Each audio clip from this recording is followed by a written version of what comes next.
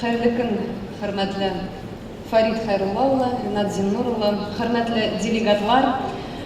Урта Азияда ярты миллион татар яши. Алар башка милләтләр арасында үз татарлыгын югалтмаган. Татарлар дөнья буенча төрле сәбәпләр аркасында таралган. Ничек без үзебезне саклап калырга омтылабыз? Мин шул мәсьәлә турында берничә сүз әйтәм. 2008-2010 елларда без Чак-Чак пати, Татар пати шикелле күңел ачу чараларды үткәрдек.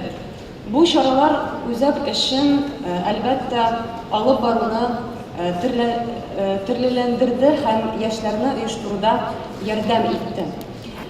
Яшьләр бүгенге көндә заманча милли мәдәният белән кызыксына.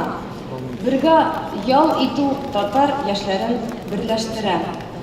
Кызганычка каршы, күп кенә яшьләребез мин татар дип байрак һәм Казан сурәте белән магнитик сатып алу белән эш бетерә. Милләттәшләребез, шундый милләттәшләребез туган телен, мәдәниятен, тарихын укырга тырышмый. Күпләр минем белән килешә дип уйлыйм. Әмма бүгенге яшьләрнең тормышка карашы башкарак. Бу тормыштан теләгәнен алырга, белем алырга һәм үсештә булу. Берничә ел элек яшьләр белән эшләребезнең юнәлешен үзгәртә башладык. Татар күңел ачу чараларына укыту компонентларын куштык.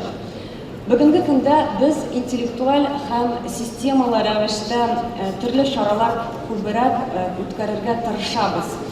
Иртәгә безнең яшь вәкилләребез татар телен, тарихын, мәдәниятен, татарлыгын сакласын дигән максат белән безнең оешмаларыбыз эшли. 2015 елы декабрь аенда мин Акыл фабрикасы проектына катнаштым. Бик зур рәхмәт сезгә шул проект өчен. Шул проектны без үзебездә Казахстанда гамәлгә ашырырга тырыштык, ләкин нәтиҗәсе бик яхшы чыкмады. Әгәр мөмкинлек булса, яшьләр арасында яңа үсеш алу өчен безгә Казахстанга Казаннан яшьләр килеп шул проектны дәвам итсен дигән теләк бар. Әлеге этапта безнең милли үзаңны үстерү өчен дәүләт телләре казах, үзбәк, кыргыз туган телне өйрәнүгә булыша. Чөнки бу телләр кардәш телләр. Әмма бу өлкәдә проблемалар да бар. Иң беренчесе бу квалификациялы татар теле укытучылары җитмәү. Бездә һәрбер өлкәдә, Казахстанда милли якшәмбе мәктәпләр бар, анда татар теле сыйныфлары эшли. Шул мәктәпләрдә яки безнең хөрмәтле әбиләребез эшли, хәзерге яшьләрне ничек кызыксындырырга белми, яки үзлегеннән өйрәнгән яшьләр ничек кызыксындырырга беләләр, әмма аларга белем һәм тәҗрибә җитми. Бу мәсьәләне чишергә безгә Татарстан югары уку йортлары студентлары ярдәм итә алар иде. Ничек дисәгез, сөйләп бирим. Татарстанның студентлары, татар теле факультетларының студентлары, мәсәлән, шул безнең якшәмбе мәктәпләрендә практикаларын үтә алар иде. Һәрбер шәһәрдә безнең югары уку йортлары бар. Мәсәлән, Павлодарда Дәүләт университетының педагогика һәм психология кафедрасы шундый студентлар белән эшләргә әзер. Бу дөньяда таралган практика, студентлар алмашы. Хөрмәтле дуслар, быел форум яңартылган форматта үтә. Форумнардан алган тәҗрибәне, идеяларны без үзебезнең оешма эшенә кертергә тырышабыз. Бүгенге форум күңелсез лекцияларны үзгәртә.